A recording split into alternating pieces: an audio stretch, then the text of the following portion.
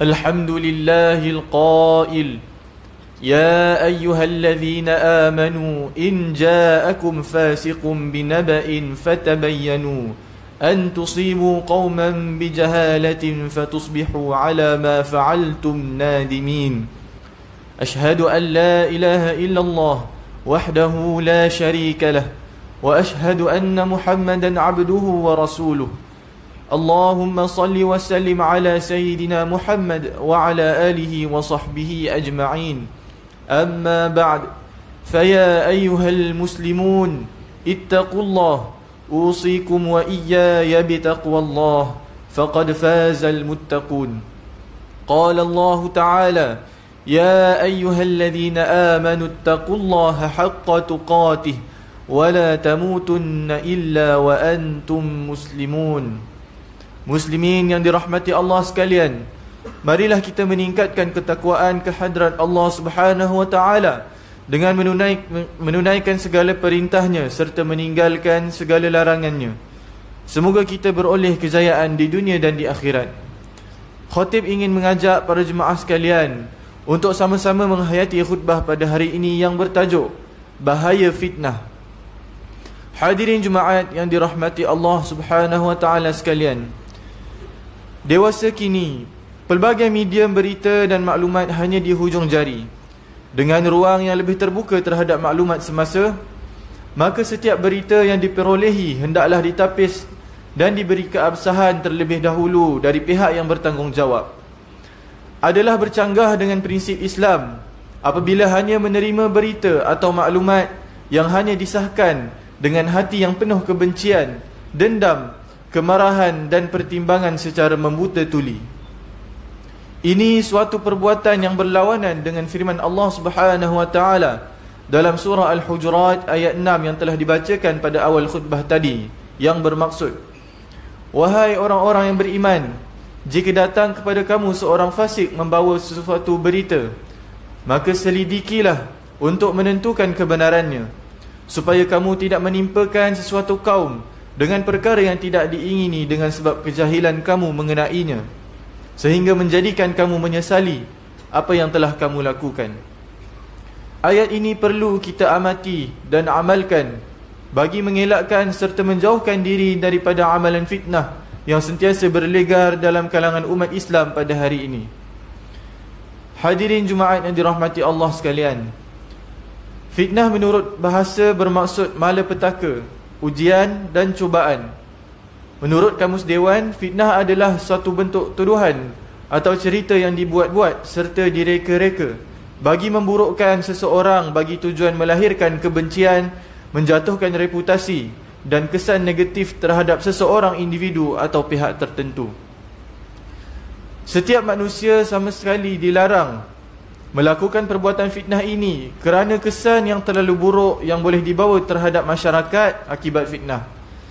Amalan fitnah memfitnah adalah punca kepada kegagalan kesatuan ummah dan pembinaan tamadun mengikut acuan Islam, malah mengundang kemurkaan Allah Subhanahu wa taala dan memusnahkan cita-cita mencapai keselamatan atau kejayaan. Uqbah bin Amir radhiyallahu anhu menceritakan, Qultu ya Rasulullah, man najah? Qala, amlik alayka lisanaka, wal yasa'ka baytuka, wabki ala khati'atika. Maksudnya, aku bertanya, wahai Rasulullah, apakah yang membuatkan kita selamat? Baginda menjawab, jagalah lisanmu, hendaklah rumahmu membuat lapang, dan menangislah kerana dosa-dosamu. Hadis riwayat At-Tirmizi.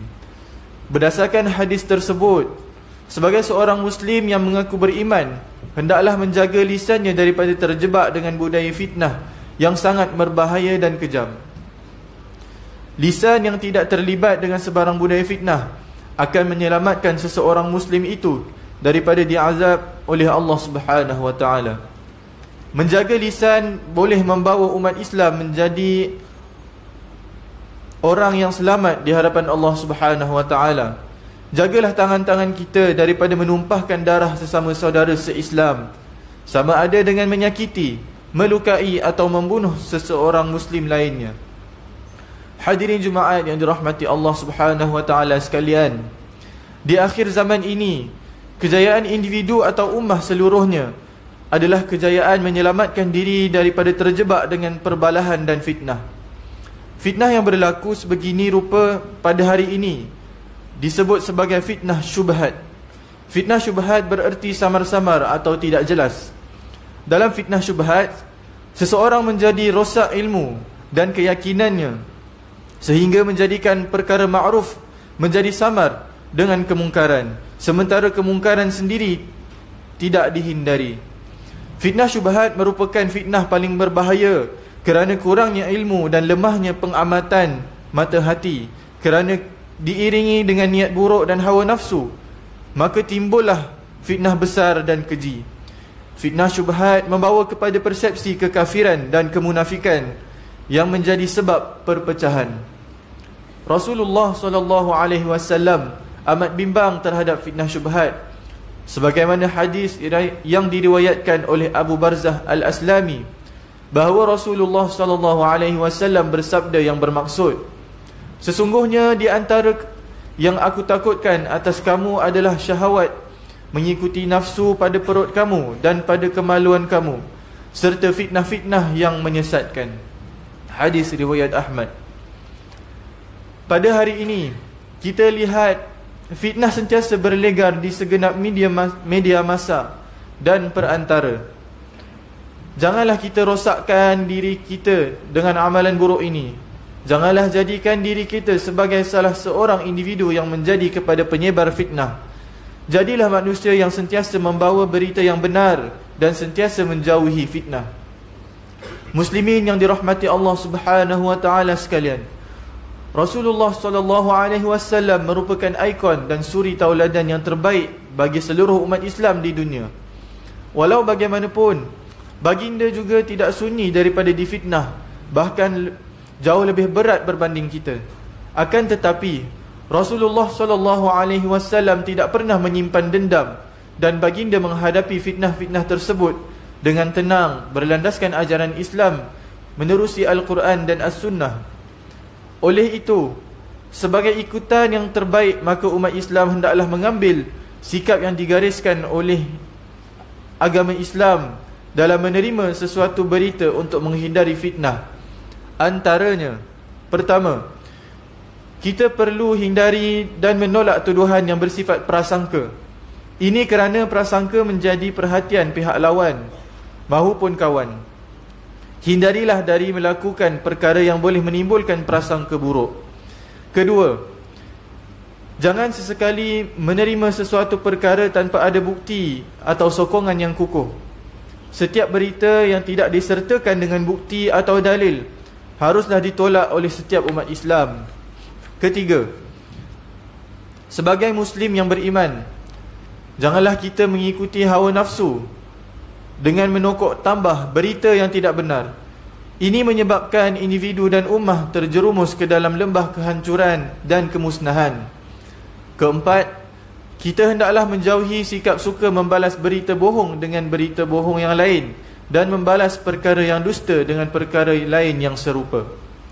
Hadirin sekalian, sejak akhir-akhir ini, pelbagai fitnah dan cerita palsu yang telah dilemparkan serta disebarkan oleh pihak tertentu terhadap dasar dan tindakan yang diambil oleh pihak kerajaan dan pihak berkuasa agama.